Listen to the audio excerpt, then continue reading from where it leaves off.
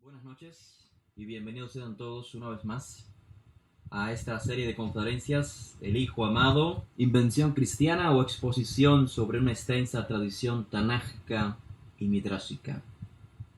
Esta será la cuarta y última conferencia de esta serie, aunque en realidad hay mucho tema que quedaría sin tocar, sin mencionar, sin elaborar, pero el objetivo pues es tratar de abreviar toda esta información en 4 conferencias que aproximadamente cada una han sido de 2 horas.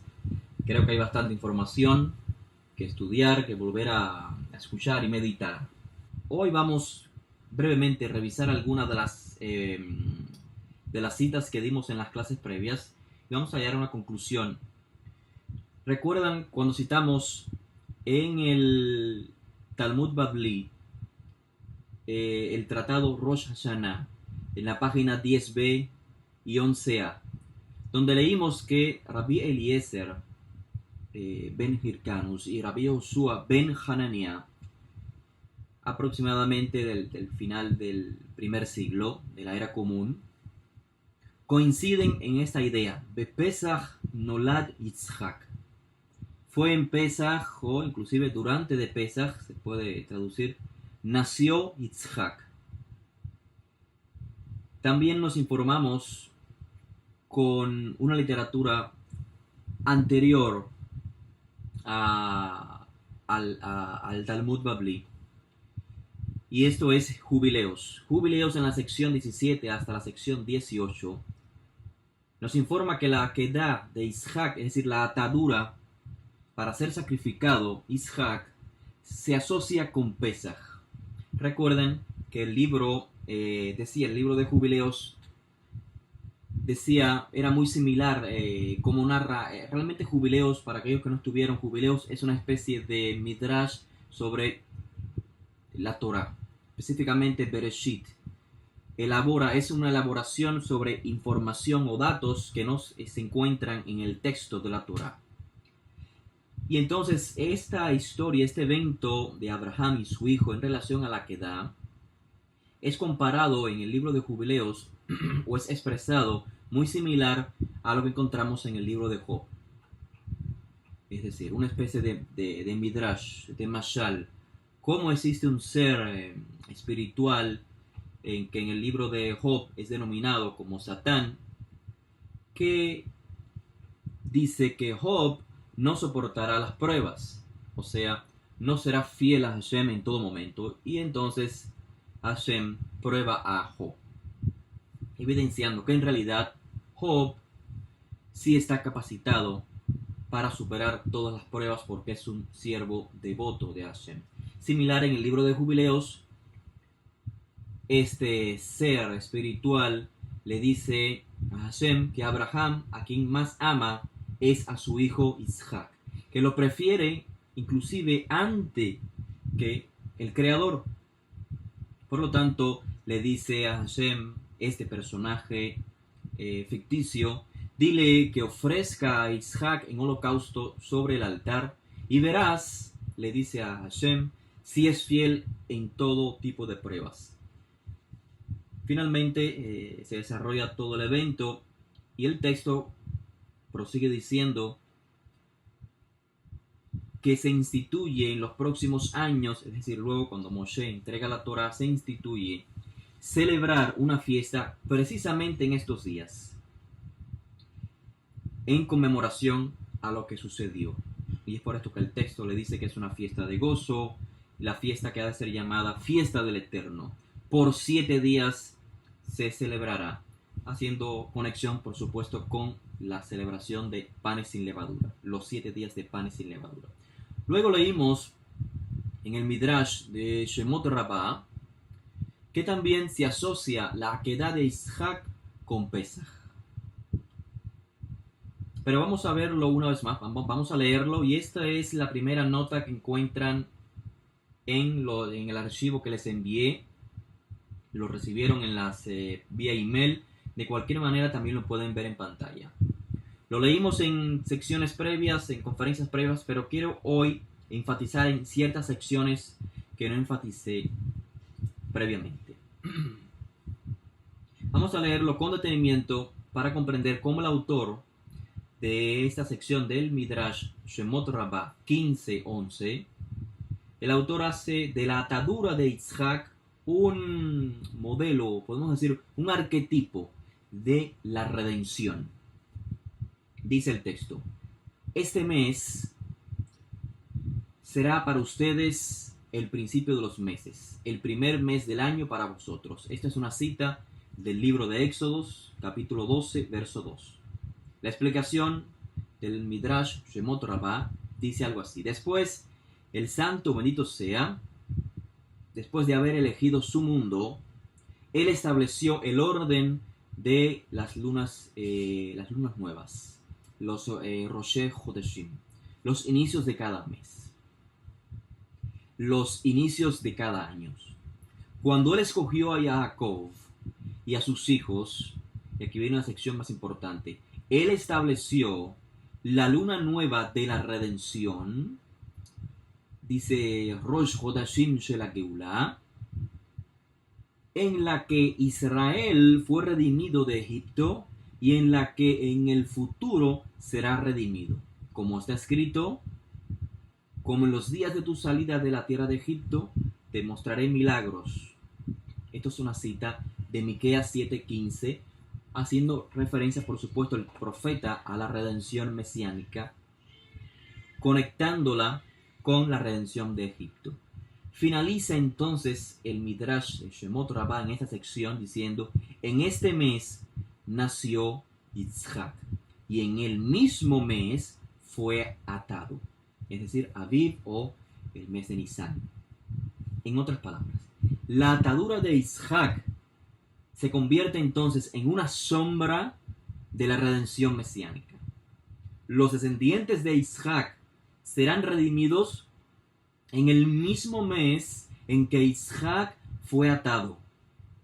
El mismo mes que es llamado en la Torá el primero de los meses.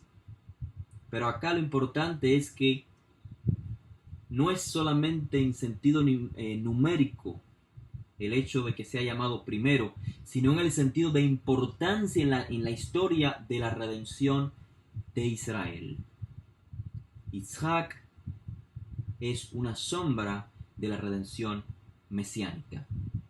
De hecho, recuerdan, como citamos también, Mejiltá de Rabbi Ishmael en Pishá 7, era comentando el libro de Shemot, el capítulo 12, cuando el texto dice: y la sangre os será por señal en las casas donde estén, y dice el texto: cuando yo vea la sangre, dice Hashem, es decir, la sangre del cordero en los dinteles, pasaré sobre vosotros, y ninguna plaga vendrá sobre vosotros, etcétera, etcétera.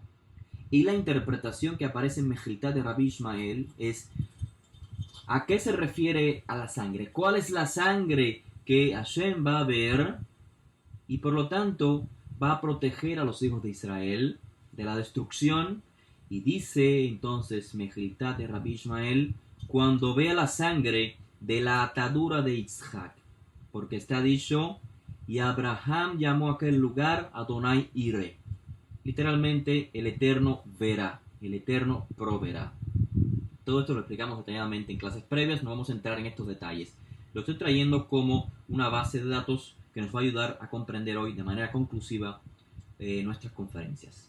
Ahora bien, esta concepción judía sobre el significado redentorio de la atadura de Yitzhak no queda solamente conectada con un evento en la historia, que hoy podemos decir el pasado, la redención mesiánica de Israel. No solamente la redención de Egipto la conecta con Yitzhak, sino también la redención mesiánica. Pero esto, el significado ahora que vamos a ver de la concepción judía sobre el poder que tiene la atadura de Yitzhak es continuo. Los efectos redentorios de la Akedah inclusive su importancia en el contexto de los sacrificios de Israel y de la tefilá y de las oraciones de Israel, son continuos. Vamos a verlo de manera muy clara. Para evidenciarlo, quiero que recuerden en este momento la segunda sección que citamos en Pishá 7, acabo de leerlo, de Mejiltá de Rabbi Ishmael. La segunda sección, primero vimos que claramente el autor conectó la sangre del cordero de Pesaj con la sangre de la atadura de Yitzhak. En otras palabras, la atadura de Yitzhak fue la sombra de la salida de Egipto. A su vez, la salida de Egipto, la atadura de Yitzhak, es la sombra de la redención mesiánica. Pero la segunda parte de Mejiltá de Rabbi Ishmael dice, recuerdan, haciendo mención a una calamidad que ocurrió en Israel, registrada en el primer libro de Crónicas, capítulo 21, verso 15 en adelante. Lo interesante de esto es que no tiene relación alguna con la redención de Egipto. Primera de Crónicas 21:15. El texto dice que Hashem envió un malaj a Jerusalén para destruirla.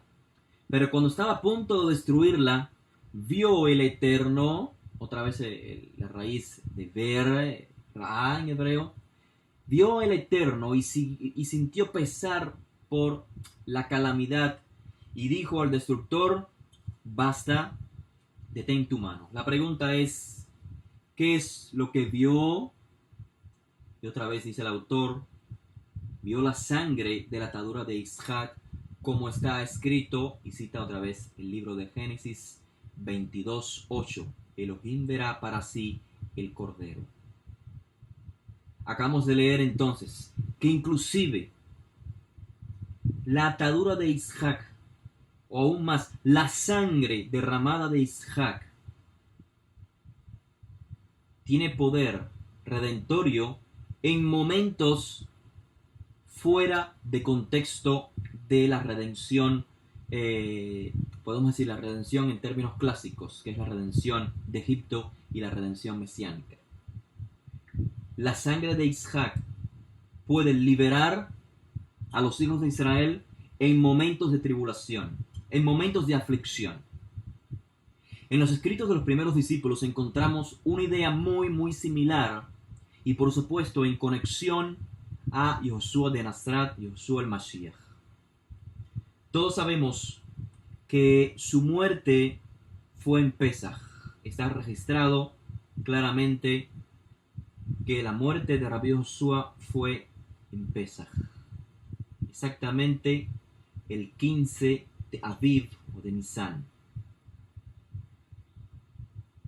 Su muerte está conectada entonces, es decir, la muerte del Mashiach, Rabbi Yoshua, está conectada con la redención de Egipto, porque fue en Pesaj donde los hijos de Israel fueron redimidos. Fue en Pesaj donde se comienza a estructurar realmente la nación de Israel. Los que salieron de Egipto en Pesaj fueron los que se identificaron como la nación de Israel. No todo el pueblo salió, algunos quedaron. Los que salieron pudieron entrar en la alianza que Hashem decretó con el pueblo. La alianza no es la Torá. La alianza es el acuerdo, el pacto que se tomó en Sinaí. Este es, haremos, obedeceremos. Por su parte, la parte de la alianza que le corresponde al Creador es bendecir al pueblo por este ser obediente. Precisamente es en Pesaj cuando se establece la nación de Israel, la nación redimida, donde Rabbi Yoshua dice, esta es la sangre de la Brit Hadashah. Por supuesto, la Brit Hadashah no implica una nueva Torah, sino implica la puesta en práctica de la Torah que entregó Moshe en Sinaí, de adentro hacia afuera, como lo explica magníficamente Shaul en una de sus cartas. La transformación del ser humano de adentro hacia afuera. El cambio de las Lujota Eben, de la Torah escrita en 2 piedras y escritas en el corazón. La referencia claramente es a Jeremías 31, Ezequiel 37, donde se habla de una renovación del ser humano. Pero a la misma vez, aunque Josué y sus discípulos están conectando la muerte en Pesaj con la redención de Egipto, el establecimiento de la Brit Hadashah, agregan un punto más. Rabbi Josué dice que él morirá para Kaparat Avonot, para hacer expiación de las iniquidades de los fieles de Israel. Y sabemos que el Cordero de Pesaj es la identidad de la redención de Egipto. Y que muere, el Cordero fue sacrificado en lugar de los primogénitos. Pero no específicamente es una redención, expiación. Recapitulo. El Cordero de Pesaj está identificado claramente con la redención de Egipto. Sin embargo, el sacrificio de ese Cordero no implica expiación por toda la nación, salvo los primogénitos. Entonces, ¿por qué los discípulos de Rabbi Josué y el propio Rabbi Josué está conectando su muerte, su sacrificio, su martirio como un beneficio, no solamente para Pesaj, como equivalente a Pesaj, a los primogénitos, como medio de redención de la esclavitud de Egipto espiritualmente hablando, sino como Kaparat Avonot, expiaciones de las iniquidades en términos generales? Pasamos a la página 3 de vuestras notas y lleva como subtítulo la muerte del Mashiach relacionada con Pesaj. Vamos entonces a conectar lo mismo que acabamos de ver previamente. Así como Isaac está conectado, o el sufrimiento de Isaac está conectado con Pesaj y a la vez como medio redentorio en momentos que no tengan que ver con la redención clásica de Egipto o la redención mesiánica. De igual manera, encontramos en los escritos de los discípulos de Rabbi Josué, si conectamos la imagen de Isaac en los textos midrashicos, vamos a ver también que así como Isaac, la muerte de Isaac en Mashal, la muerte de Rabbi Josué, que ocurrió efectivamente, tiene beneficio no solamente en contexto de Pesaj, de la redención de Egipto, sino también tiene efectos de beneficio para Kaparat Avonot en términos generales. La primera correspondencia de Shaul a la comunidad en Corintios, es decir, primera de Corintios 5:7. Dice el texto: nuestra Pesaj es el Mashiach, quien ha sido sacrificado. A Pesaj Shelanu hu Mashiach, Shenisbeach Ba'adenu. Claramente, esta es la conexión de la muerte, la conexión más clara en los escritos de los primeros discípulos entre Rabbi Josué, su muerte, y Pesaj. Recordamos otras palabras aún más claras. Estas se encuentran en el libro de Mateo, capítulo 26, el verso 17 al 20. Dice así: en el primer día de la celebración de los panes sin levadura, los discípulos vinieron a Josué diciendo: ¿dónde te prepararemos Ajilat Pesaj, la comida, la cena de Pesaj? Él les dijo: vayan a la ciudad al hombre cuyo corazón está dispuesto a hacerlo y díganle: así dice el Rab, mi tiempo se ha acercado, junto a ti haré la Pesaj con mis discípulos. Atardeció y él estaba sentado a la mesa con sus discípulos. Mientras comían, él les dijo: yo les digo que uno de ustedes me entregará, y así continúa el texto. Es muy claro en base al contexto que la cena acá es la cena de Pesaj. No es otra cena, es la cena de Pesaj. El Rab acaba de comisionar a sus discípulos para que le preparen la cena de Pesaj. Y el contexto del texto continúa diciendo: atardeció y él estaba sentado a la mesa con sus 12 discípulos. Y mientras comían, continúa el texto. ¿Qué es lo que comían? Es muy obvio. ¿Qué es lo que comían? La cena que previamente, en la tarde, antes que cayera la noche, habían preparado sus discípulos. No se puede negar en base a esta evidencia, que Josué comió Pesaj con sus discípulos. Y es precisamente en ese instante, en ese momento, en esa celebración, o en esa cena, donde Josué establece la Brit Hadashah, conectando su muerte entonces en el día de Pesaj. La misma información la encontramos en la tradición del libro Marcos o Tejilat Besorat Josué, capítulo 14. Básicamente es lo mismo, no voy a leer todo el texto para poder avanzar en el tiempo, solamente voy a leer las secciones que apuntan claramente a que Josué comió Pesaj con sus discípulos, aquella Pesaj muy importante en la cual él habló sobre el beneficio de redención que incluye su muerte en el día de Pesaj. Dice así, Marcos 14:12.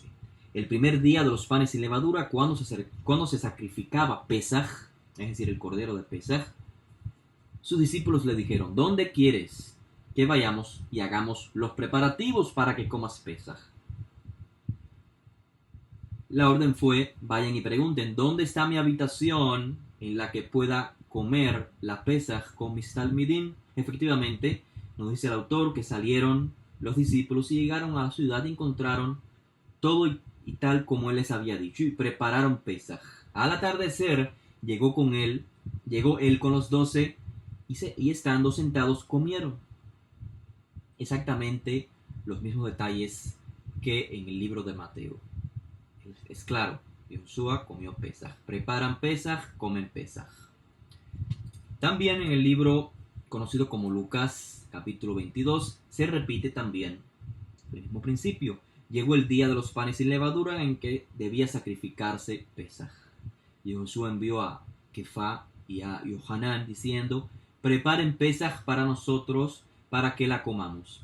¿Dónde está la habitación en la cual pueda comer Pesaj con mis discípulos? Entonces ellos fueron, encontraron todo tal como les había dicho y prepararon Pesaj. Cuando llegó la hora, se sentó y con él los Shelujem y les dijo, intensamente he deseado comer esta Pesaj con vosotros antes de padecer. Estos tres testimonios que acabo de leer manifiestan el deseo de Rabbi Josué por comer la Pesaj, esta Pesaj en particular, junto a sus alumnos, antes de padecer. Los sucesos que siguen en la narración nos confirmaron que este deseo de Rabbi Josué se llevó a cabo. Los tres testimonios concuerdan. Los discípulos más cercanos prepararon el local, prepararon los alimentos, la comida de Pesaj y seguido a esto narran que llega la tarde y sus alumnos están comiendo con el rabino. Lo más razonable es que si previamente estaban preparando una cena, entonces la cena narrada a continuación no era otra cosa que la cena de Pesaj. Pues como dijo, estando presente en la cena, dice, intensamente he deseado comer esta Pesaj con vosotros antes de padecer. Sin embargo, hay un texto que sigue esa tradición, identificado como el testimonio del discípulo amado, el libro de Juan, capítulo 18, verso 28, que pareciese afirmar lo contrario a la evidencia que claramente hemos evidenciado.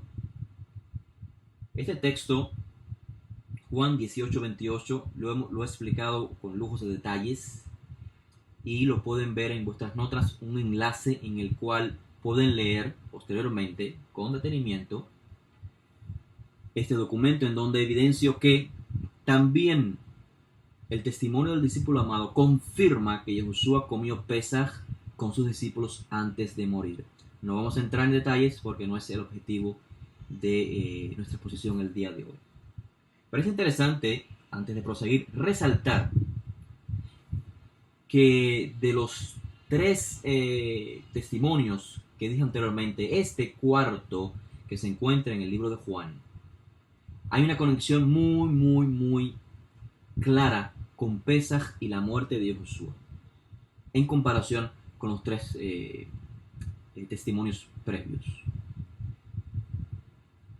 Tres conexiones muy claras. Primeramente, Yohanan Amadvil se refirió a Josué como Se Elohim, el Cordero de Elohim, que quita el pecado del mundo. Ese Elohim, el cordero de Elohim, es precisamente el cordero de Pesaj. Pero claro, en conferencias previas explicamos la razón del por qué el término se, la conexión que tiene con la atadura de Isaac, donde Isaac pide o pregunta por un cordero, por se. Sin embargo, lo que aparece es un ayil, un carnero. Y hoy vamos a ver la razón del por qué Yohanan conecta no solamente el cordero de Pesaj, que es el cordero de Elohim, o sea, con Pesaj claramente, sino que agrega, que quita el pecado del mundo. Pero si el cordero de Pesaj no era para quitar el pecado del mundo, sino que simplemente era para salvar la vida de los primogénitos. Es lo que estamos analizando hoy, ese doble significado de la muerte de Isaac, esta imagen que se encuentra en el Tanaj, luego pasó al Midrash, y de igual manera la encontramos en los escritos de Rabbi Joshua, en la comparación que ellos hacen entre el Mashiach e Isaac.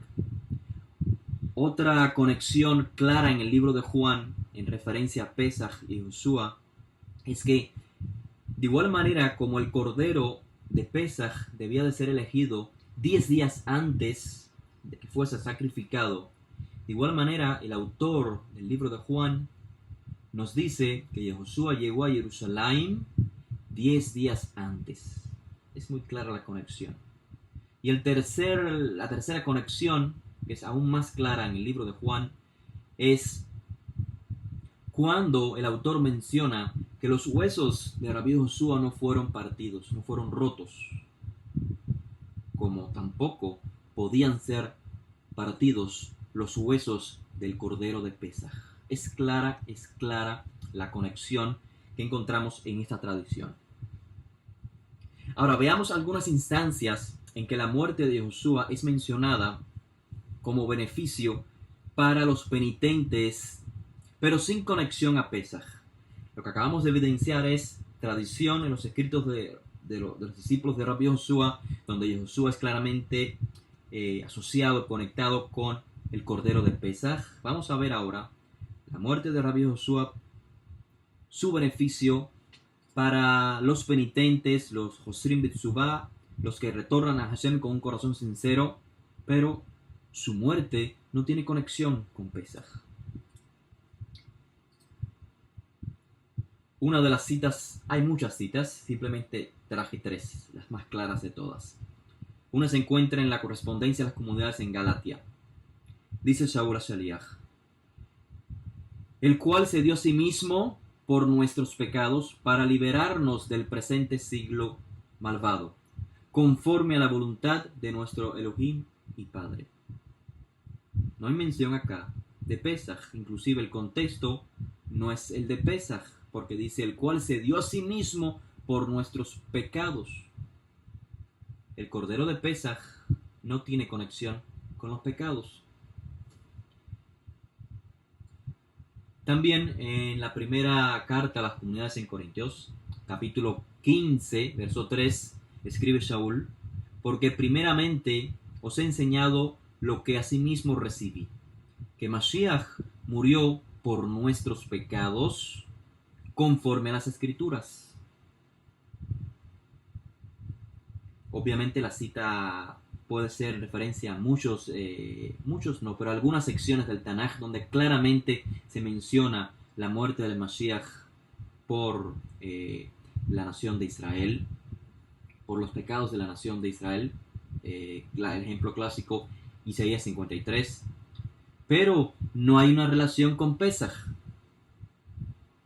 Aunque Isaías 53 tiene de cierta manera una conexión con Pesaj, y lo explicamos creo que en la primera clase, cómo trae Isaías, el profeta, la conexión de Isaac con un cordero, y lo conecta entonces cuando expresa los sufrimientos del Sadik como un cordero que es llevado al matadero.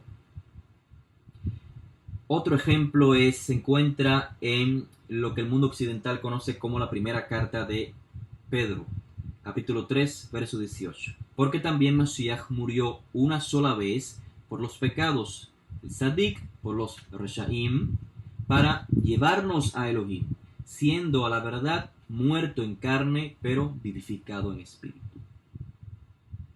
La pregunta es obvia, estimados oyentes. ¿Cómo se combinan estas dos ideas? ¿Cómo la atadura de Isaac inicialmente fue conectada con Pesaj y posteriormente vino a tener efectos redentorios o de salvedad, momentos de angustias para la nación de Israel donde no tenía contexto de Pesaj, como también ocurre en el caso del Mashiach? ¿Cómo se llegaron a combinar estas dos ideas? ¿Cómo se entrelazaron? Hoy vamos a ver entonces que esta interpretación que acabo de exponer en base a Midrashim y en base a los escritos de los primeros discípulos no es única. No es única de Mejiltat de Rabbi Ishmael que leímos anteriormente. No es única de los escritos de los primeros discípulos, sino que hay otra evidencia en la literatura judía y específicamente targúmica. Es decir, se encuentra esta tradición en los Targumim. Recuerden, para aquellos que no saben, el Targum es lo que se traduce al español como literalmente traducción. Pero en realidad el Targum es una traducción explicativa al idioma arameo.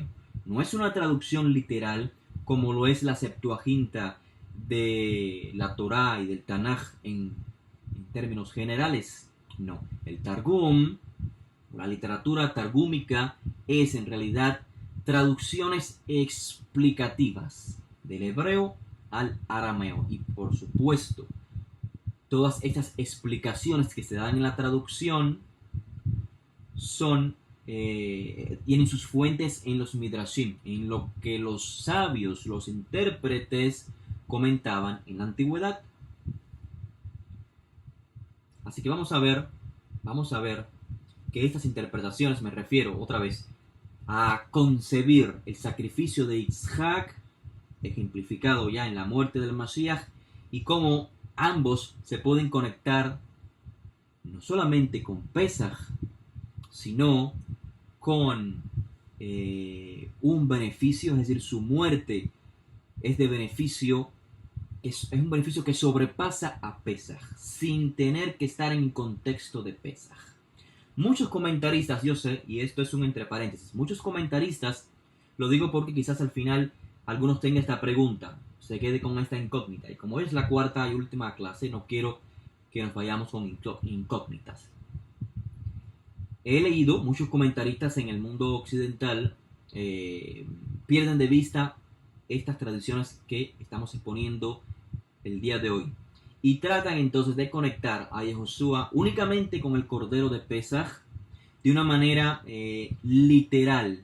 Y cuando quieren hacer una conexión literal de Yehoshua con el Cordero de Pesaj o Isaac y el Cordero de Pesaj, se pierde de vista que estamos ante una alusión, un remés, son conexiones, pistas que aparecen en el texto, inclusive interpretaciones. Puede ser que inclusive el texto de la Torá no haga alusión a ello, pero para el pensamiento de los comentaristas de la antigüedad sí encontraron alguna conexión, alguna alusión con el sacrificio de Isaac y el poder redentorio que éste tiene en momentos de dificultad de Israel. Así que lo que hay que tener presente es que si se conecta literalmente el Cordero de Pesaj con Yehoshua, se pierde de vista el mensaje o la imagen que nos proyectaron sus discípulos.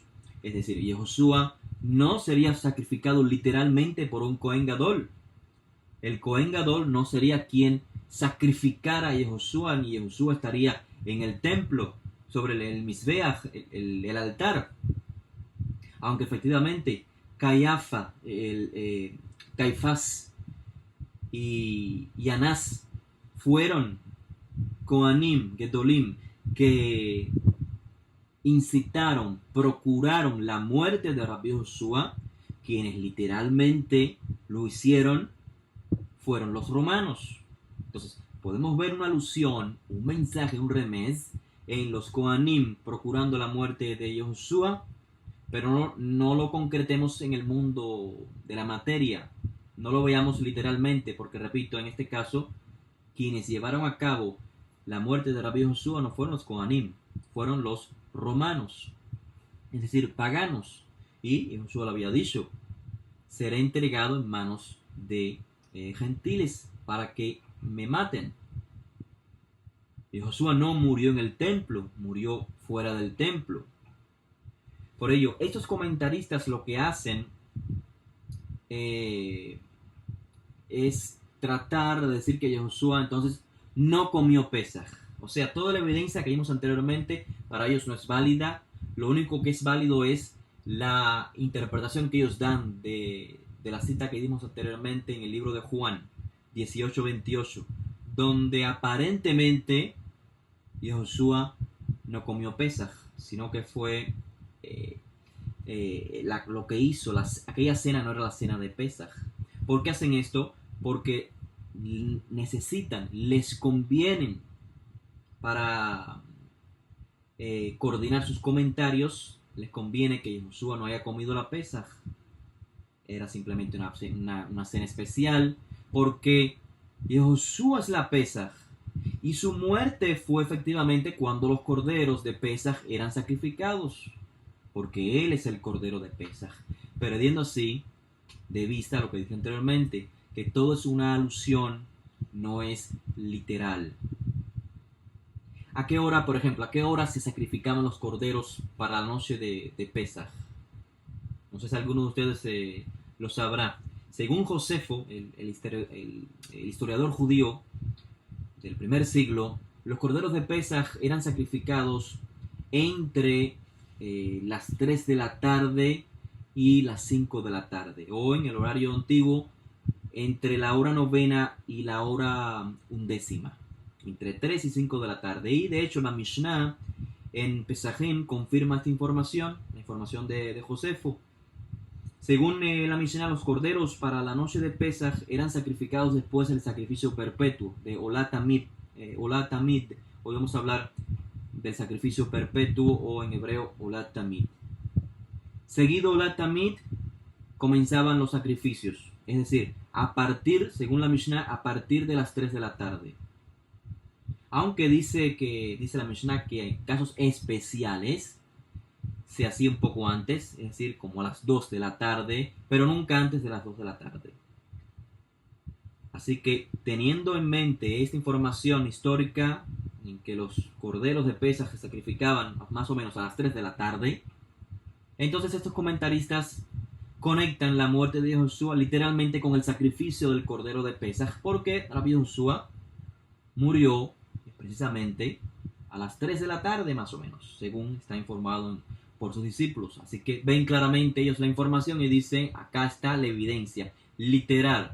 Rabbi Josué murió cuando los corderos en Israel estaban siendo sacrificados, o sea, los corderos para Pesaj. Pero acabamos de ver que hay evidencia contundente. Josué no murió cuando eran sacrificados los corderos de Pesaj. Es obvia la conexión, sí, es obvia la conexión que hacen los discípulos entre la muerte de Josué y los sacrificios en general en el Mikdash, sobre todo en la carta conocida como la carta a los hebreos. No cabe duda de ello. Sin embargo, las preguntas que pudiésemos hacernos como lectores de estos documentos sobre la conexión la conexión entre Josué y los sacrificios debería de plantearse a partir de haber comprendido que Josué comió la Pesaj con sus discípulos, que sus discípulos previamente tomaron el cordero, las hierbas amargas, matzot, llegó la noche, se sentaron y estaban comiendo. Por lo tanto, los corderos de Pesaj ya habían sido sacrificados cuando Josué estaba muriendo. ¿Qué dicen los primeros discípulos sobre el día de la muerte del rabino? Según los libros popularmente conocidos como Mateo, Marcos y Lucas, el juicio ante Pilato y la crucifixión Todo esto comenzó a tomar lugar a partir de las 9 de la mañana, o lo mismo a la hora tercera. Desde las 12 p.m. o desde la hora sexta hasta la hora novena, nos dicen los autores que hubo oscuridad y entonces se nos informa sobre la muerte de Josué. Las 3 de la tarde o la hora novena y se nos informa el último grito de Rabbi Josué y su muerte. Luego, el anochecer, viene Yosef de Ramataim y se encargó del cuerpo de Josué, de sepultar a Josué. Entonces, si el objetivo de las narraciones de sus discípulos fuese conectar la muerte de Josué con los sacrificios de los corderos de Pesaj, el énfasis hubiese estado solamente en la mención de la hora novena, o siguiendo el conteo de Josefo, la hora novena y la hora undécima, las 3 y las 5 de la tarde, cuando se sacrificaban los corderos de Pesaj el 14. ¿Por qué razón se nos informa que los sufrimientos de Rabbi Josué comenzaron a las 9, a las 12 y después a las 3? 9 de la mañana, 12 del mediodía y las 3 de la tarde. ¿Por qué? En otras palabras, la cuestión no es, estimados oyentes, la cuestión no es empezar a buscar en estos textos de los discípulos apoyos para nuestra tesis, apoyo para una idea que vino a existir posterior a los textos. Por ejemplo, el Mesías murió el día y la hora en que se sacrifican los corderos de Pesaj. Esa es una idea que no la encontramos en los escritos de los primeros discípulos. En ninguna sección dice que Mashiach estaba muriendo cuando los corderos de Pesaj estaban siendo sacrificados. Eso no existe. Y la evidencia es contundente. Los corderos de Pesaj habían sido sacrificados el día antes que Josué estaba muriendo. La pregunta entonces de un lector genuino y sincero debe ser: ¿qué significado tienen, no para mí, no, para los discípulos de aquel entonces, de hace 2000 años, los horarios mencionados en los relatos que mencionan la muerte de Josué? Y lo pueden ver en la página 6 de vuestras notas. La hora tercera equivale a las 9 de la mañana, la hora sexta a las 12 del mediodía y la hora novena a las 3 de la tarde. Estos son los horarios que se mencionan. Ustedes saben, seguro ya deben tener en mente qué significado tienen estos horarios para la antigüedad. Son los horarios de la tefilá, los horarios tradicionales de la tefilá, de la oración. Y era la costumbre de nuestros ancestros en estos horarios de oración subir al Bet HaMikdash. Como dijo el profeta, mi casa será llamada Bet Tefilá Lechol Ha'amim. El Bet HaMikdash es concebido en la mente de los profetas expresando las palabras de Hashem como un Bet Tefilá, el centro de Tefilá, donde las personas van a conectarse con Hashem. Por ende, es lógico concluir hasta aquí, sabiendo que el juicio y la muerte de Josué tomaron lugar el día seguido a Pesaj, en los horarios de la tefilá. El martirio y finalmente la muerte de Rabbi Josué está conectada con los 3 horarios de la tefilá. Ahora bien, como dijimos anteriormente, es clara la conexión que los discípulos hacen entre la muerte de Josué y los sacrificios en general en el Bet HaMikdash, en el templo. De manera que para encontrar el significado claro de esta conexión de Josué y los sacrificios, debemos de enfatizar que el enfoque que los discípulos hacen sobre la muerte de Josué no es en lo que tomó lugar entre la hora novena y la hora undécima, es decir, el énfasis de los escritos no es cuando comenzaban a matar a los corderos, que repito era entre 3 y 5, los corderos para Pesaj, sino que el enfoque del contexto, los discípulos lo hacen sobre lo que tomó lugar entre la hora tercera, es decir, a partir de las 9 de la mañana, y la hora novena.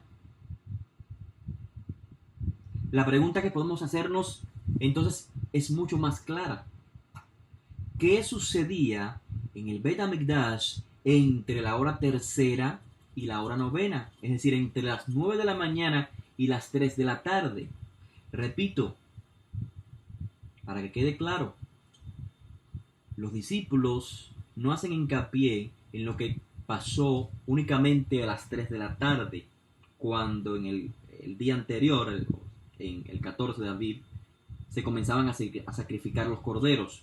De manera que para la noche del 14 de Aviv, entre el 14 y el 15, pudieran estar todos los Bené Israel comiendo el cordero en Pesaj. Sino que el énfasis alrededor de la muerte de Rabbi Joshua comienza desde la hora tercera, es decir, a las 9 de la mañana, y finaliza a las 3 de la tarde. ¿Por qué a las 9 de la mañana? Si los sacrificios del cordero de Pesaj no tomaban lugar a las 9 de la mañana, hay algo más, algo más que muchos comentaristas no logran comprender, y en base a ello, en el afán de ver todas las alusiones literales, pierden de vista el objetivo y justifican entonces sus posiciones, sus opiniones. Entonces, ¿qué es lo que tomaba lugar? ¿Qué sucedía en el Bet HaMikdash entre las 9 y las 3? ¿Qué sacrificios tomaban lugar? Si lo sabemos, sabremos entonces cuál es la conexión entre la muerte de Rabbi Joshua y los sacrificios entre las 9 y las 3, los sacrificios que se conectaban con las tefilot. La respuesta es muy clara y sé que muchos de ustedes ya la saben. El sacrificio diario. Olá Tamid. Olá Tamid era 2 veces al día. Diariamente se ofrecía Olá Tamid. Se traduce de diferentes maneras: el holocausto diario, el sacrificio continuo, etc. Uno tomaba lugar a las 9 de la mañana, es decir, a la hora tercera, y el otro a las 3 de la tarde, es decir, a la hora novena. Para aquellos que quieran anotar, porque creo que esto no está en sus notas, la información sobre el Olá Tamid, el sacrificio constante o diario, se encuentra en Levíticos 22-27 y se desarrolla un poco más en Éxodos 29-38 y en Números 28 del 3 en adelante. Así que en conclusión, la muerte del Mashiach, Rabbi Joshua, está ejemplificada en los sacrificios diarios, los sacrificios que tomaron lugar en el Bet HaMikdash mientras él moría. Fueron los 2 sacrificios de Olá Tamid, el 15 de Aviv. Ahora vamos a ver este planteamiento que les acabo de hacer en la tradición de Israel.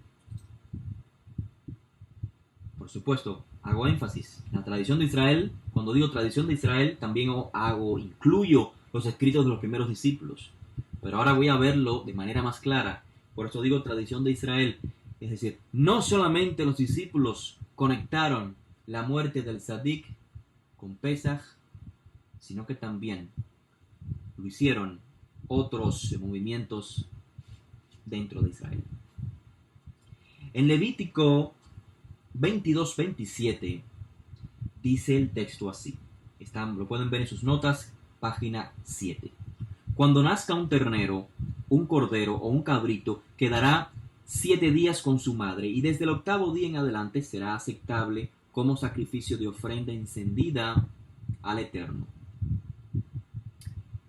El Targum, identificado como Neófiti, que data según los expertos entre el 1er y el 4º siglo de la era común, aunque obviamente los manuscritos más antiguos no datan de esa fecha, pero la información o los sabios o el contexto, no los sabios, sino el contexto que se cita en los midrashim que se citan para elaborar sobre el texto de la Torah, en este caso Levíticos 22, es obviamente, o sea, el contexto lo encontramos también en palabras de sabios que vivieron entre estos siglos, el primero y el cuarto. Y en base a ello, el Targum Neófiti es calculado más o menos como editado en esa fecha por primera vez.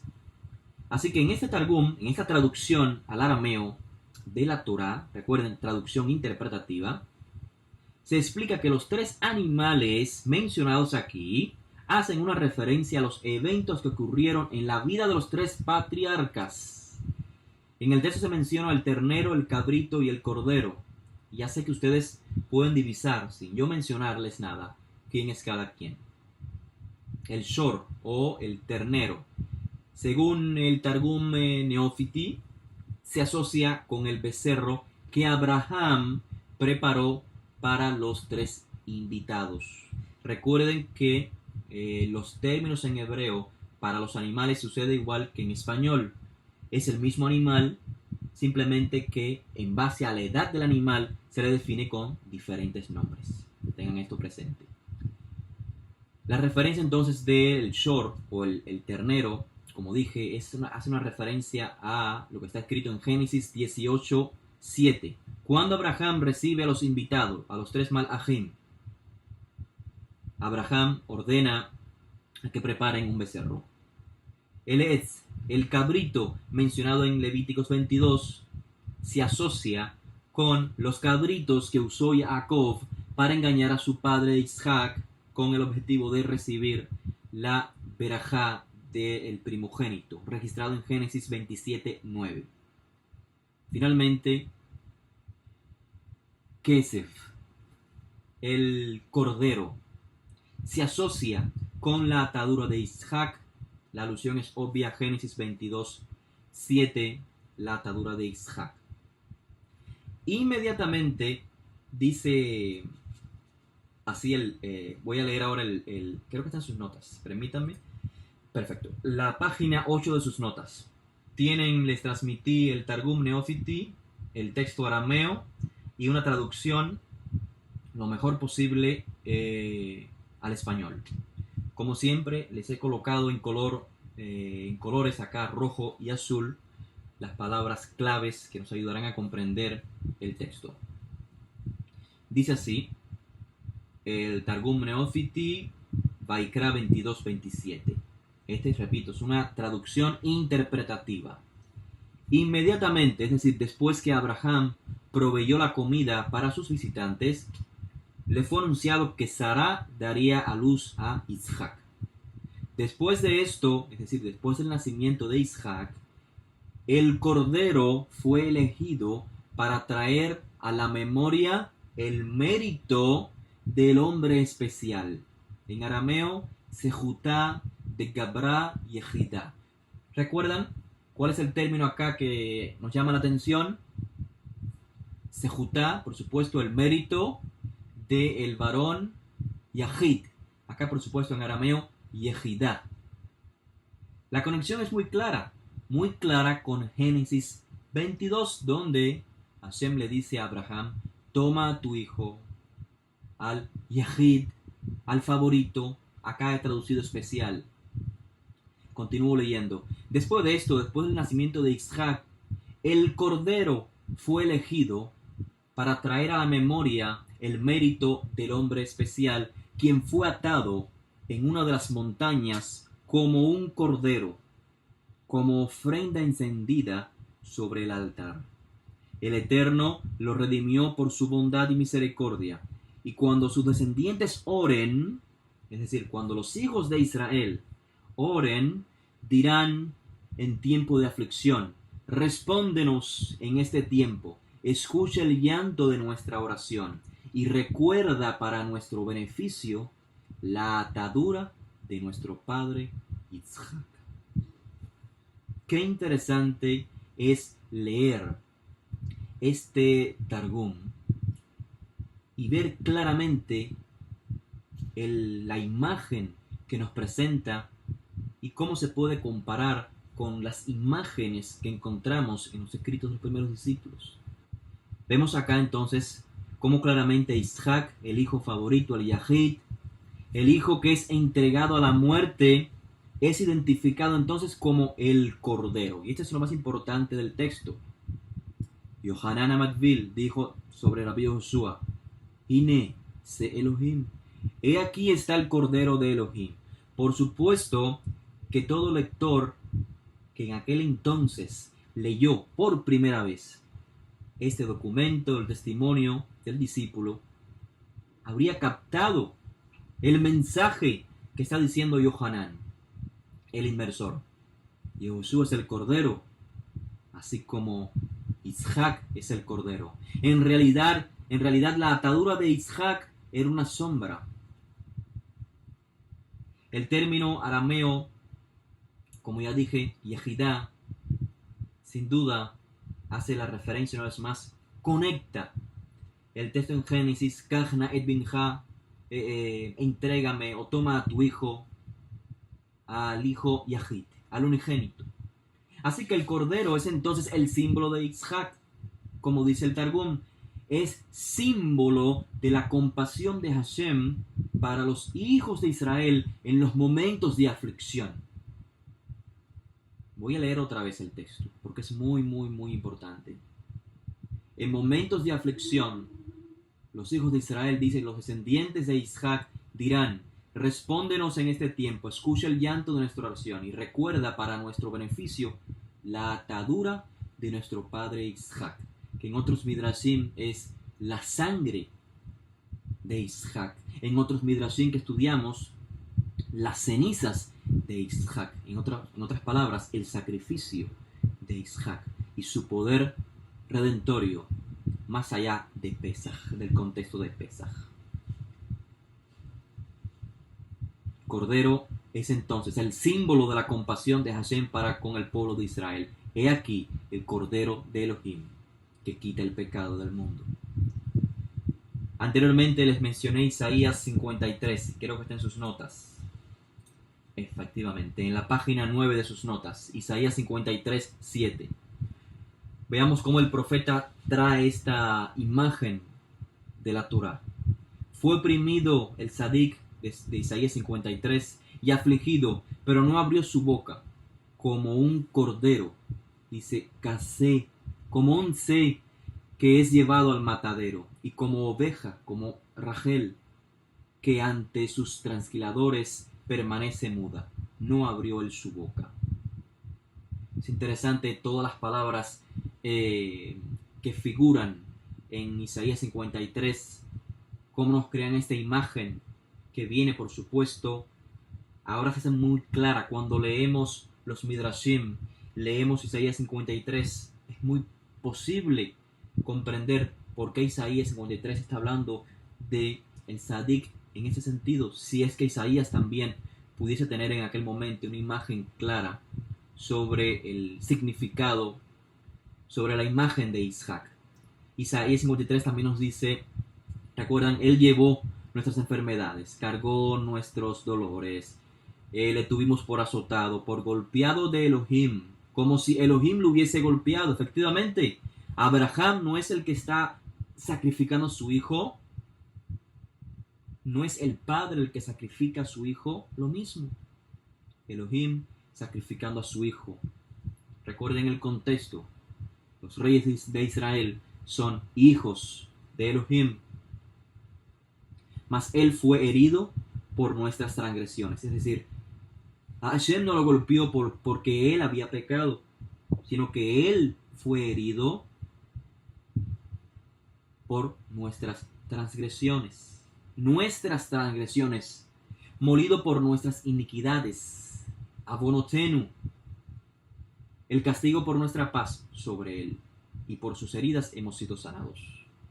Lo más interesante de toda esta evidencia que les he mostrado es que el Targum Neófiti en Vayikra 22-27 sigue la tradición de los escritos de los primeros discípulos, la tradición de Mejiltá de Rabbi Ishmael, Mejiltá de Rabbi Shimon Bar Yochai, conectando a Isaac con el cordero de Pesaj y además con el cordero sacrificado en sentido general. En Jubileos, el libro de Jubileos, la conexión de Isaac con el cordero de Pesaj fue muy clara. Recuerdan, fue muy clara. Pero ahora, Mejiltá, los Targumim, la imagen de Isaac escala a otro nivel. Ahora es generalizada. Isaac representa no solamente el cordero de Pesaj, sino todos los corderos que Israel debe ofrecer en el altar. Según Jubileos, el cordero para la conmemoración de Pesaj fue elegido en razón de la atadura de Isaac, porque el evento tomó lugar cuando en Aviv tomó lugar en Nisan, la atadura de Isaac. Según el Targum, la Akedah es independiente a Pesaj, pero la Akedah es la base sobre la cual Hashem eligió al cordero como un animal para el sacrificio, un animal específico para el sacrificio en conmemoración a Isaac. En otras palabras, todo judío en la antigüedad conectaba los sacrificios de corderos con Isaac, juntamente el ternero, el cabrito, con Abraham, con Jacob. Entonces es muy claro, he aquí el cordero de Elohim. He aquí el Nimshal, la muestra, la evidencia del Mashal de Isaac. Isaac era una sombra. La realidad se manifestó con el Mashiach. La pregunta entonces es, ¿cuáles son estos corderos que además de Pesaj eran sacrificados? Ya lo leímos. Está escrito en la Torá, en el libro de Bemidbar, o Números 28:3. Esta es la ofrenda encendida que ofreceréis al Eterno. Hablando de la Olat Amit, 2 corderos de un año sin defecto, cada día como Olat Amit, holocausto continuo o ofrenda diaria. Ofrecerás un cordero por la mañana y ofrecerás el otro cordero por la tarde. Lo que acabamos de evidenciar, la conexión que hacen los discípulos el día en que Rabbi Joshua muere con el Olat Amit, los 2 corderos que son sacrificados, uno en la mañana y uno en la tarde. ¿Serán estos 2 corderos la alusión a Isaac? Por supuesto, la misma imagen que sobresale en los escritos de los primeros discípulos. Vamos a ver. Miren qué interesante, se pone cada vez más interesantes las notas. Veamos en la página 10 de vuestras notas el Midrash Rabbah, en este caso Vaikra Rabbah, el comentario midrashico sobre Levíticos, la sección 2:11. Miren qué interesante. Por eso hice la pregunta, y aquí tenemos la respuesta. La pregunta es, ¿serán estos 2 corderos de Olat Amit la alusión a Isaac? La imagen la vemos claramente en los escritos de los primeros discípulos. La muerte de Rabbi Joshua está ejemplificada, por supuesto, en Pesaj. El cordero de Pesaj alude a Rabbi Joshua, pero la muerte por Kaparat Abonot, para la expiación de las iniquidades, la conexión, los discípulos la hacen con el Olat Amit. Cuando muere Rabbi Joshua, su martirio, su muerte es precisamente conectada con Olat Amit. Vamos a ver esta misma imagen entonces en Vaikra Rabbah. Vaikra Rabbah, por supuesto, es posterior, cronológicamente hablando, a los escritos de los primeros discípulos, y vamos a ver cómo llegan a la misma conclusión que los escritos de los primeros discípulos, pero por supuesto la conexión que hacen es con Isaac, no con el Mashiach. En fin, lo que quiero evidenciar hoy es que la fuente de estos Midrashim, la fuente de los escritos de los primeros discípulos, es muy antigua, antecede el primer siglo, y es posible que anteceda a el escrito de Jubileos, o dicho de otra manera, cuando el autor de Jubileos escribió lo que hemos leído en estos días de conferencias, lo hizo en base a una amplia tradición que existía en Israel desde aquel entonces. Vaikra Rabbah, lo tienen en hebreo, se los traduzco al español. En el caso del carnero, esto es citando Levíticos 11:1. Dice, en el caso del carnero, dice, será sacrificado al lado norte del altar en presencia del Eterno. Levíticos 11:1. Será sacrificado el carnero al lado norte del altar en presencia del Eterno. Dijeron, y aquí es donde comienza Vaikra Rabbah, dijeron, cuando nuestro padre Abraham ató a su hijo Isaac, estableció el santo bendito sea la institución de los 2 corderos, uno en la mañana, Shaharit, y uno en la tarde, Arvit. ¿Por qué tantos? ¿Por qué 2 corderos? ¿Por qué no uno? Para que cuando Israel sacrificara el sacrificio perpetuo, es decir, el Olat Tamid, sobre el altar, recite este verso. El verso es el que acabamos de leer. Será sacrificado al lado norte del altar en presencia del Eterno. Y el santo bendito sea, recuerde la atadura de Isaac. Segundo párrafo de Vaikra Rabbah 2:11. Pongo a cielo y tierra como testigo en mi contra, cualquiera que sea gentil, israelita, hombre, mujer, siervo, sierva, que lea este verso, será sacrificado al norte del altar delante del Eterno, el santo bendito sea, recordará o recuerda la atadura de Isaac, como está escrito al lado norte del altar en presencia del Eterno. Es clara la evidencia como la Akedah vino a ser vista como la fuente de los 2 corderos del sacrificio perpetuo, Olat Tamid. Pero el efecto del sacrificio dependía de una declaración al lado norte del altar en presencia del Eterno. Este es el énfasis que hace el autor de Vaikra Rabbah. Tiene que declarar al lado norte del altar en presencia del Eterno. ¿Por qué? ¿Por qué? En hebreo, acá lo que dice el texto, al lado norte es Safoná. Safoná lifne Adonai. Al lado norte en presencia de Adonai. Safoná lifne Adonai. El mensaje para poder comprender lo que el texto de Vaikra Rabbah está revelando se encuentra obviamente en el texto hebreo. Y es por ello que se lo he puesto en color rojo el término lado norte.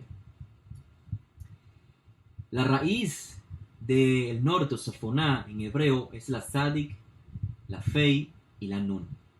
Esta raíz se aplica también para el término escondido. Realmente está en dependencia de cómo vocalicemos esta raíz. Safoná, o sea, al lado norte, puede leerse también como Sefuná. Sefuná significa escondido. Pero, por supuesto, la letra Hei al final nos habla del término en femenino. ¿Qué es lo que está escondido? Ya no es lo que está al norte, ya no es el sacrificio que debe hacerse al norte, sino es qué es lo que se esconde en el sacrificio Tamid. ¿Qué es femenino? La Akedah. Akedah Sefuná. La Akedah está escondida Lifne Adonai, en la presencia de Adonai. El evento histórico de la Akedah de Isaac, el sacrificio de Isaac, se encuentra Sefuná Lifne Adonai. Escondida en la presencia de Adonai, la memoria de Hashem. La primera parte de este Midrash, Vaikra Rabbah, insinúa que el beneficio de la Akedah puede atraerse a la presencia del Eterno o de la presencia del Eterno cuando se traen los dos corderos de la ofrenda Tamid y se declara este dicho. En otras palabras, la ofrenda Tamid, cada vez que se hace, es trayendo a la memoria el sacrificio de Isaac. La segunda parte de Vaikra Rabbah, que acabamos de leer, va aún más lejos, porque dice que cualquier que cualquier persona, sea israelita, gentil, mujer, varón, siervo, sierva, que lea dicho texto, ya sabemos el significado del texto. No solamente el sacrificio debe ser al norte, ante Adonai, sino traer lo que se encuentra Sefuná, Lifnei Adonai. La Akedah, la atadura de Isaac que se encuentra Sefuná, escondida en la memoria de Hashem. Toda persona que lea este texto hace que Hashem recuerde para él el beneficio de la atadura de Isaac. Muy interesante todo lo que se puede desprender de esta sección que acabamos de leer de Vaikra Rabbah. Otra observación interesante es que el primer párrafo que acabamos de leer está conectado con los sacrificios, ¿cierto? Dijo que el Olat Tamid, estos sacrificios matutí, que era a las 9 de la mañana y a las 3 de la tarde, están conectados con la Akedah de Isaac. La conexión es clara, los sacrificios. Pero la segunda sección de Vaikra Rabbah no está conectado con los sacrificios. Está conectado con la oración. Toda persona, sea israelita, gentil, varón, mujer, siervo, sierva, puede traer lo que está escondido en la presencia de Adonai. La atadura de Isaac. El poder redentorio que existe en la atadura de Isaac. Obviamente, el contexto acá de Vaikra Rabbah es en tiempos posteriores al 70, cuando el templo se había destruido y debido a que los sacrificios estaban conectados con la oración, se hizo énfasis en la oración más que en tiempos anteriores. Para concluir nuestra conferencia, veamos más evidencia cómo el punto de enfoque no es solo el decreto del Padre, es decir, mi hijo ha de ser sacrificado, sino la autoentrega del Hijo. Y sé que en la clase, creo que en la clase anterior mencionamos algunos ejemplos, pero hoy voy a traerle más ejemplos. Perfecto. Podemos ir a la página 11. Vamos a ver, creo que se me ha frizado la pantalla. Les decía que para concluir hoy debemos de tocar este tema conclusivo. El tema es que el énfasis o el punto de enfoque no es solamente el Padre llevando a cabo el sacrificio, sino hay valor también, o estas tradiciones tanágicas, midrashicas, mejor dicho, se enfocan también en el sehut, en el mérito del Hijo, porque el Hijo se autoentrega, el Hijo se dispone a hacer la voluntad del Creador, a morir. Y en la clase previa les decía que tocamos el tema, evidenciamos algunos midrashim, sobre todo los textos de los escritos de los discípulos, pero hoy quiero mostrarles una evidencia aún más profunda, más extensa, en literatura que antecede los midrashim y antecede los escritos de los primeros discípulos.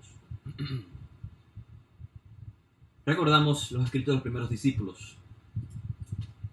Dicen así: el Ben Adam, dijo Rabbi Yoshua, el Ben Adam, el Hijo del Hombre, no vino para que los sirvan, sino para servir y dar su nefesh. Explicamos qué significa todo esto. Significa entregarse, dar su vida e entregarse a sí mismo como la paga de rescate por los fieles de Israel, como Kofer la Rabin.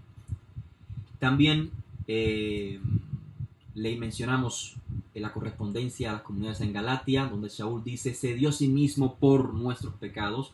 O sea, se dio a sí mismo. Este es el enfoque. Él se dio a sí mismo. Obviamente había un decreto divino, pero él lo aceptó. Y ese momento en que él acepta es lo que se define como darse a sí mismo. Por eso dice Shaul Shaliach, miren el contexto, se dio a sí mismo por nuestros pecados para liberarnos de esta era presente malvada conforme a la voluntad de nuestro Elohim. Es decir, se dio a sí mismo pero en un contexto. No es porque a él se le ocurrió sacrificarse a sí mismo, sino conforme a la voluntad de nuestro Elohim. Y también escribe a las comunidades en Efesios, Mashiach os amó y se dio a sí mismo por nosotros, ofrenda y sacrificio a Elohim, como fragante aroma. Vimos en la semana pasada, Pesikta de Rab Kahana, en la sección Sota Berajá, que por el mérito de Isaac, quien fue ofrecido como Corbán, hice énfasis en que el término hikrif, dice el término en hebreo, hikrif, es decir, se entregó como corbán, y dice el autor, a sí mismo sobre el altar, en su mérito, el santo, bendito sea, resucitará a los muertos en el futuro. Hoy, lo que les decía, traigo información que es mucho más antigua. Y la pueden ver entonces en la página 11 de vuestras notas. Antigüedades bíblicas, un texto que usamos en la semana pasada, atribuido a Filón de Alejandría, y dice así en la sección 32.3.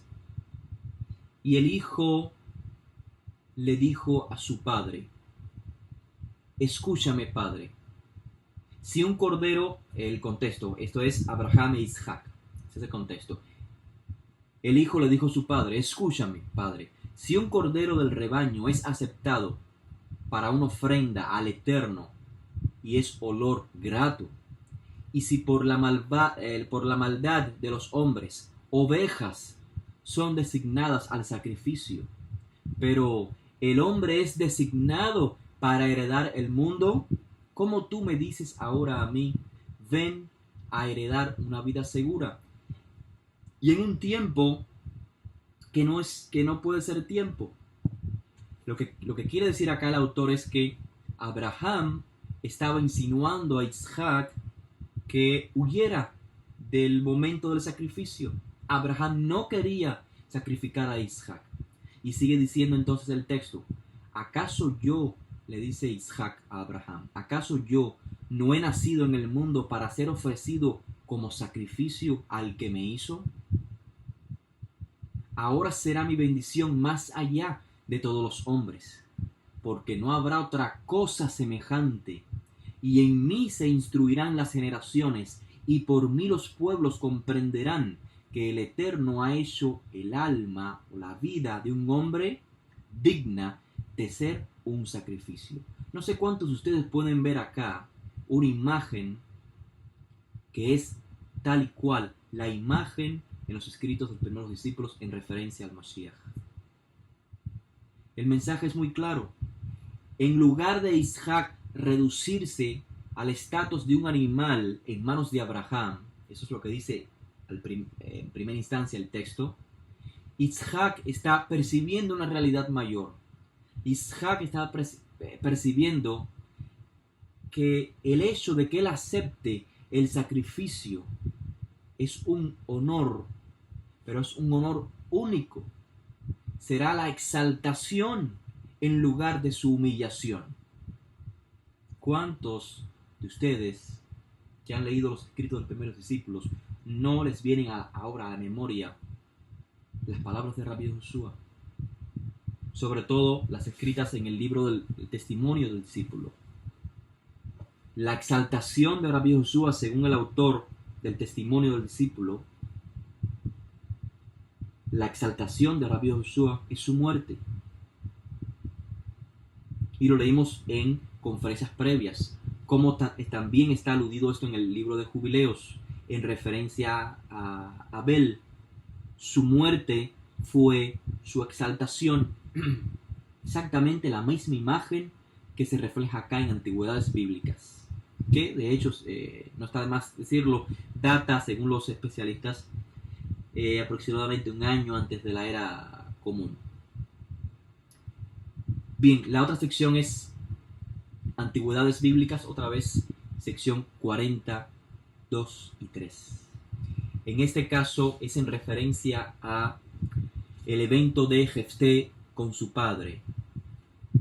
Para aquellos que no nos acompañaron en la primera conferencia, explicamos todo esto que está registrado en el libro de Jueces sobre Jefté y el sacrificio de su hija. Acá, Antigüedades Bíblicas inclusive nos informa el nombre tradicional de la hija de Jefté, cuyo nombre no aparece en el texto del Tanaj. Dice así el texto: y Seilá, su hija, le dijo: ¿y quién es el que puede entristecerse en su muerte cuando ven las personas entregadas?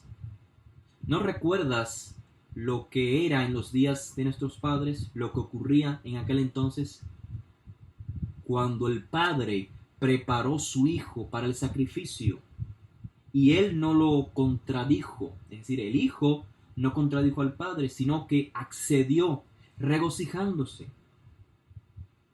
Y el que se ofrecía estaba listo, y el que ofrecía se alegró. Es decir, Abraham se alegró cuando vio la aceptación con gozo que tuvo Isaac sobre su sacrificio. Y el que se ofrecía estaba listo, y el que ofrecía se alegró. Ahora, por lo tanto, no se anule nada de lo que has prometido, pero concédeme una oración o una petición. Te pido antes de morir una pequeña cosa. Te ruego que antes de dar mi vida pueda ir a las montañas y pasear entre las colinas y caminar entre las rocas, yo y las vírgenes que son mis compañeras, y derramar mis lágrimas allí y expresar mi aflicción de mi juventud. Esto es exactamente lo que dice el texto del Tanaj.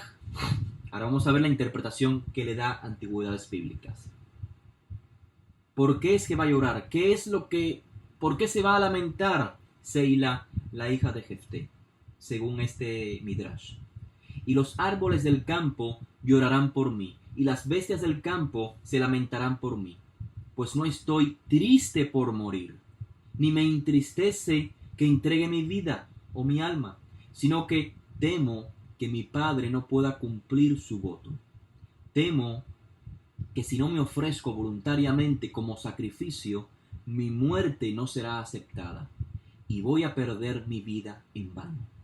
Estas cosas les diré a los montes, y después volveré. Y su padre le dijo: ve. El mensaje sigue siendo muy claro.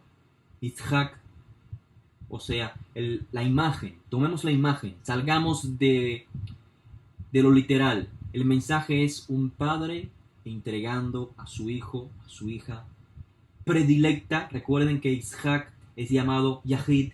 Recuerden que Seilá es llamada Yehidá. Hijos unigénitos en el sentido de ser especiales, aunque literalmente de la hija de Jefté se nos dice en el texto de la Torá que era efectivamente la única hija. Pero, una vez más, no nos quedemos en el texto, en lo literal. Entendamos que hay una imagen que se extrae de los textos de la Torá y pasa por todo el resto de los libros del Tanaj.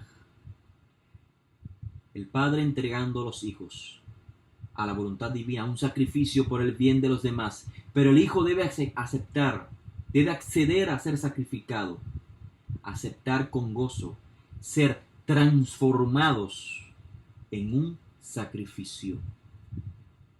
Así que el héroe de estas narraciones que se originaron en la Torá, donde el héroe es el padre, para el Midrash, el héroe no solamente es el padre, sino el hijo, porque el hijo accede a la voluntad divina. ¿Cuántos de ustedes no recuerdan en este momento las palabras de Rabbi Joshua en el Monte de los Olivos? Sus últimas palabras en las oraciones finales. Si es posible que pase esta copa, pero que no se haga tu voluntad, sino la mía. El cuerpo es débil, enfermizo, pero lo espiritual está listo para ir a su creador. ¿Recuerdan? Ahora entendemos, ahora en la cuarta conferencia, de manera conclusiva, de manera más clara, podemos entender cuando Rabbi Joshua dice, Moshe escribió de mí. De mí está escrito en la Torá y los profetas. Y dice que les explicaba después de la resurrección a sus discípulos lo referente a él en la Torá y en los profetas, que el Mashiach debía de padecer. La pregunta es obvia. ¿Dónde dice la Torá? ¿Dónde dice el Tanaj? Literalmente que el Mashiach ha de ser sacrificado, de morir. En ninguna sección dice eso. Pero si leemos la Torá como ha de ser, si leemos, mejor dicho, la Torá como la leyeron nuestros ancestros en la antigüedad, sin duda encontraremos a Rabbi Joshua, es decir, al Mashiach, lo encontraremos en la Torá, en los profetas. Exactamente todo lo que ocurrió porque así estaba escrito. Pero no en el sentido peshat, no en la simple lectura, sino en el remes, en el derash, en sod, comprendiendo el texto como ha de ser. Un texto espiritual necesita ruach. Así como una flauta no suena bien o no transmite un sonido, no toma su función, no desarrolla su función, sino se sopla. De igual manera, la Torá, dice Shaul, es ruhanit, es espiritual y necesita ser comprendida con ruach, con el viento, con el soplo divino. Hoy concluimos comprendiendo que es necesario estudiar la Torá nuevamente. Gracias a Hashem tenemos no solamente los escritos de los primeros discípulos que nos ayudan a comprender la Torá desde una perspectiva mucho más amplia, sino estos midrashim que hemos estado citando en estas 4 conferencias nos van a ayudar a renovar nuestra comprensión de la Torá. Aprovechar que comenzamos otra vez el libro de Bereshit, vamos a esforzarnos, vamos a abrir nuestros ojos y comprender más allá de lo que el texto literal nos quiere decir. La Torá no es un libro de historia, la Torá es un libro de imágenes, imágenes que pueden aplicar hoy en nuestro diario vivir. Y por supuesto, si se aplica en nuestro diario vivir, es obvio, Kal Vachomer, que se aplica también en los momentos importantes de la historia de Israel. Y con este mensaje les quiero dejar, con este mensaje de ánimo, de volver a retomar nuestros estudios de la Torá con más calma, abriendo nuestros ojos, pasar ya de la lectura simplista, pasar del Peshat al Remes, al Derash, al Sod. Y va a ser gratificante poder ver cómo Hashem nos habla a través del texto de la Torá. Si estamos estudiando un documento como el caso de los escritos de los primeros discípulos de hace 2000 años atrás, yo creo, por lógica, menos valor que tienen mis palabras el día de hoy que la palabra que podamos encontrar en uno de estos midrashim. Hay un contexto histórico que sobrepasa cualquier explicación que 2000 años después alguien intente dar, obviamente fuera de contexto. Por ejemplo, estas ideas trinitarias sobre los textos donde se habla de Ruach HaKodesh, se habla del Padre, se habla del Hijo. Religiones modernas dicen, bueno, esto hace referencia al Dios Trino. Pero cuando leemos estos midrashim encontramos claramente un Padre, a un Hijo. Y entonces tenemos que llegar a la conclusión que hay más peso en los comentarios antiguos que en los comentarios modernos, sobre todo si provienen del mundo cristiano, donde las tesis están basadas sobre las concepciones del mundo griego o greco-romano. Llegamos entonces al fin de esta serie de 4 conferencias. Espero una vez más que haya sido de vuestro agrado, que hayan aprendido. Mis mejores deseos para ustedes de éxito, por supuesto en sentido general, pero sobre todo en los estudios. Que Hashem les llene de conocimiento, de sabiduría, que podamos leer la Torá en este nuevo ciclo, repito una vez más, con otros lentes. Vamos a quitarnos esos lentes occidentales que no nos dejan ver realmente el mensaje escrito en el texto de la Torá, en el texto de todo el Tanaj en sentido general. Que esa sea la voluntad de Hashem para ustedes, para mí, para toda la nación de Israel.